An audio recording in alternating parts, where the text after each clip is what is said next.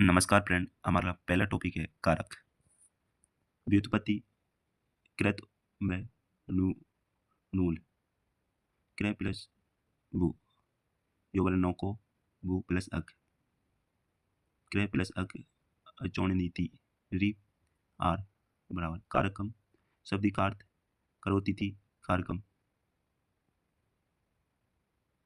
लक्षणम क्रिया क्रियाजनत्वम कारकत्वम क्रिया संपादकत्वम कारकत्वम। तीसरा है क्रियान्वितव्यम कारकत्वम। परिभाषा संज्ञा सर्वनाम का वह रूप जिसका क्रिया के साथ सीधा संबंध होता है उसे कारक कहते हैं। यथा वो मनुष्या नरदेवस्य पुत्र जयदेव ग्रामे स्वकोशात् निर्धनव्ये हस्तेन दानम ददाति। पहला है कै ददाति जयदेव करता है, दूसरा किम ददाति दानम कर्म, तीसरा केन ददाति हस्तेन करणम, चौथा कैव्य ददाति निर्धनव्ये संप्रथम, पांचवा कुत ददाति स्वकोशात्, छठा कुत्र ददाति ग्रामे। संस्कृत भाषाया कारकाणि षट् च भवन्ति कर्ता कर्म करण संप्रदानम तदेव च अपादानाधिकरणमित्याहुः कारकाणि षट्। विशेष संबंध एवं संबोधन का क्रियापद के साथ कोई संबंध न होने के कारण इन्हें कारक नहीं माना जाता है। विभक्ति व्युत्पत्ति विभज द्वितीन विभज अति प्लस्ति चौकु बी प्लस भग प्लस्ति विभक्ति खरी जय। परिभाषा कारक के अर्थ को व्यक्त करने के लिए जिन चिन्हों का प्रयोग किया जाता है उसे विभक्ति कहते हैं।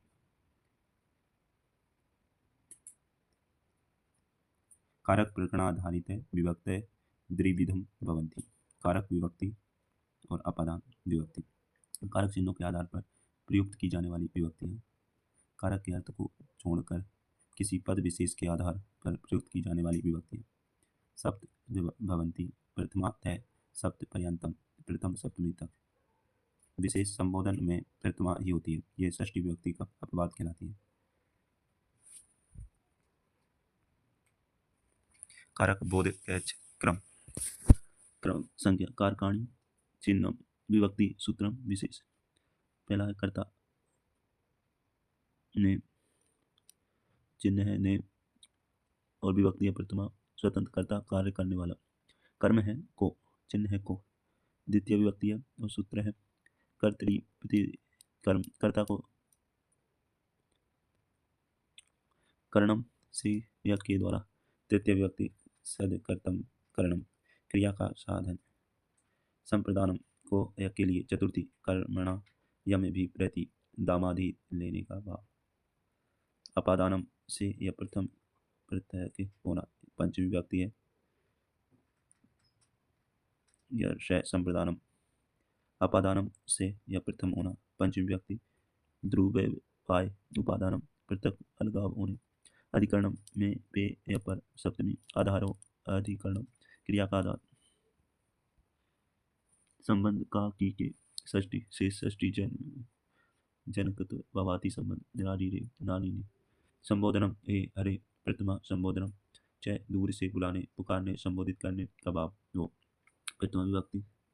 सूत्रम प्रतिपदिकार्थ लिंग परिमाण वचन मात्रे प्रथमा अर्थात प्रतिवादी कार्थ मात्र में कृष्ण श्री ज्ञानम लिंगे मात्र में तट तटी तटम परिमाण मात्र में द्वार द्रिह वचन मात्र में एक या दो वचन में उपयुक्त सभी अर्थों में प्रथमा विभक्ति का प्रयोग होता है। संबोधन च अर्थात संबोधन में भी प्रथमा विभक्ति का प्रयोग होता है।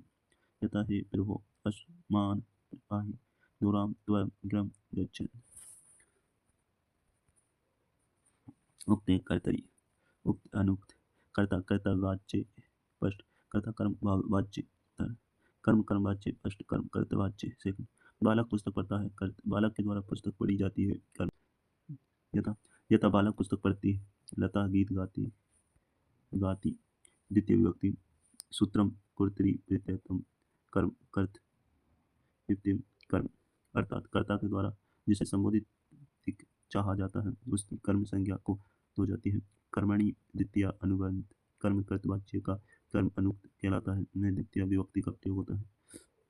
यथा वानरा कलानि खादन्ति, राधा पत्र लिखति, अधिसीड स्थान सा कर्म, अधिसीड शयन करना, स्था वरना, आस ठहरना या बैठना। अवीत परित समया निक्षा प्रति योग्यते।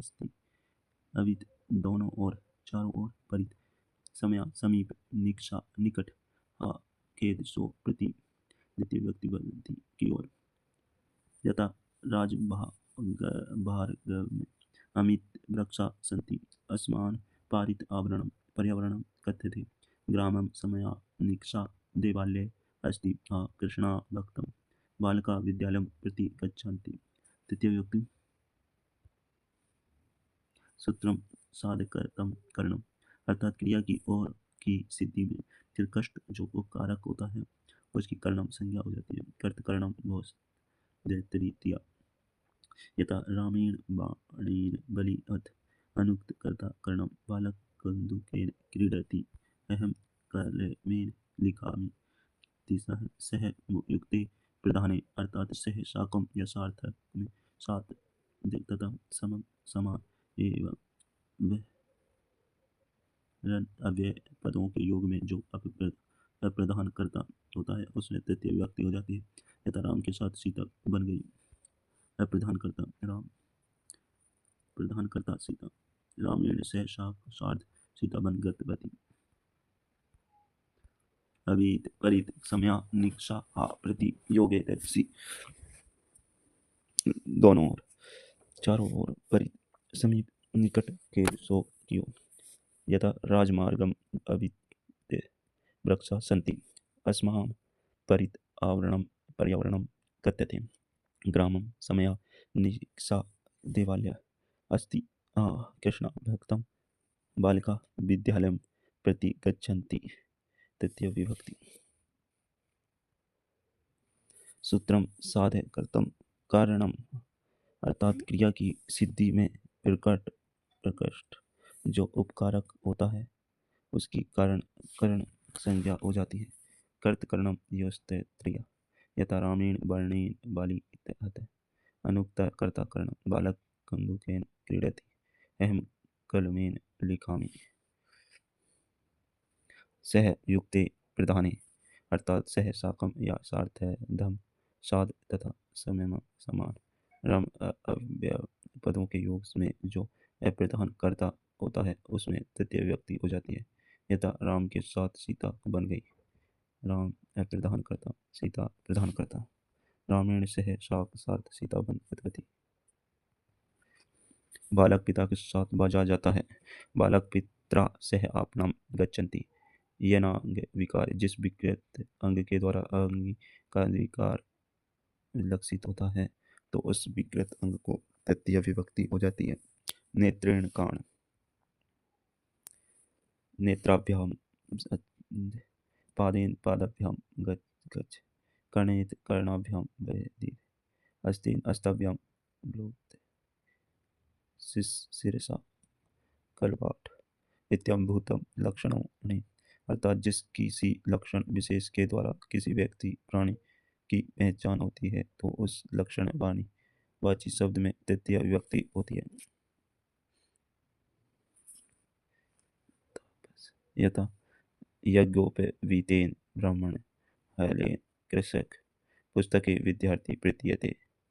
चतुर्थी व्यक्ति कर्मणाम न यम भी प्रेति से संप्रदानम अर्थात कर्ता के द्वारा दाना ही दी कर्म स्वरूप जिसे जो कुछ दिया जाता है और जो लेने वाला होता है उसकी संप्रदान संज्ञा हो जाती है। संप्रदाने चतुर्थी।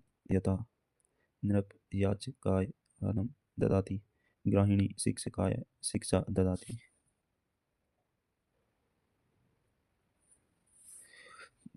कुचे देशे सूर्य थानम यम इति कोप अर्थात क्रोध करना, गुरु शिष्य कुछ अति द्रोह करना, राम कश्यप ददाति ईर्ष्या करना, दुर्जन सज्जने पे आम असूयति, असूय निंदा करना दुर्योधन, बाण वे असूयति। उपयुक्त उपयुक्त बातों के योग से जिसके प्रति कोपादि क्रियाएं की जाती हैं उसमें चतुर्थी व्यक्ति होती है। विशेष यथा शब्द के साथ द्वितीय व्यक्ति का प्रयोग होता है। यथा सुरेश वाराम इसरति, रुचेर्थाता प्रियमान अर्थात रुच अच्छा प्रिय लगना। धातु के योग में जिसे प्रिय अच्छा लगता है उसमें चतुर्थी व्यक्ति होती है। यथा हर ये भक्ति भक्ति रोचते, गणेशाय मोदकानि रोचन्ते। नम कस्ति का स्वाहात, स्वादाहारम बैसठ भोगाचे। नमनि नमस्कार, कस्ति अनि कल्याण, स्वाहा अनि आदुति, स्वादाहारम पितरों को समर्थ सकता। योगाचे इंद्र के लिए आह्वान। उक्त अन्य पदों के योग में चतुर्थी व्यक्ति का योग किया जाता है। यथा गणेशाय नमः, अग्नि स्वाध्याय ते ते हरि अलम, प्रजाभ्यम स्वास्ति, पितृभ्यम स्वधा इंद्राय वष्ट। पश्चिमी विभक्ति ध्रुव पायणे पादानम, किसी व्यक्ति वस्तु प्राणी का अपने निश्चित अनिश्चित स्थिर अस्थिर तथा चल अचल स्थान से पृथक अलगाव होने का जो भाव होता है उसे की अपादान संज्ञा हो जाती है। अपादान चल अचल। अपादाने पंचमी यथा वृक्षात् पत्राणि पतन्ति, बालके अश्वात् पतति, पत्ति श्राम ग्रामात् आयाति। भीत्रार्थानां वह हेतु, अर्थात भी डरना एवं त्राण रक्षा करना अर्थ वाली धातुओं के योग में वह का जो भी हेतु कारण होता है उसमें पंचमी व्यक्ति हो जाती है। यथा मृग सिंहात विवेति, नृप दृष्टव्य त्रायते। भूत प्रभाव प्रभाव प्र प्लस भू प्लस प्रकट होना, उद प्लस भू प्लस उत्पन्न होना के योग में उत्पत्ति स्थल होता है उसमें पंचमी व्यक्ति होती है। यथा गंगा हिमालयात उद्भवति, जनी कर्तु प्रकृति। जन धातु के योग में उत्पत्ति का जो हेतु कारण होता है उसमें पंचमी व्यक्ति होती है। यथा ब्राह्मण प्रजा प्रजाते, ग्राम यात वृश्चिक के अजायते, पदभ्याम शूद्रो जायते। पंचमी व्यक्ति अर्थात दो में से किसी एक की गुणों के रूप में जहाँ जहाँ तुलना की जाती है तो इस तुलनात्मक शब्द में पंचमी व्यक्ति का प्रयोग होता है। अर्थात पिता आकाशायत उच्चतर, माता व्यय मुख्यतरा, जननी जन्म भूमि का, स्वरदासी गर्यसी। जय हिंद, जय भारत।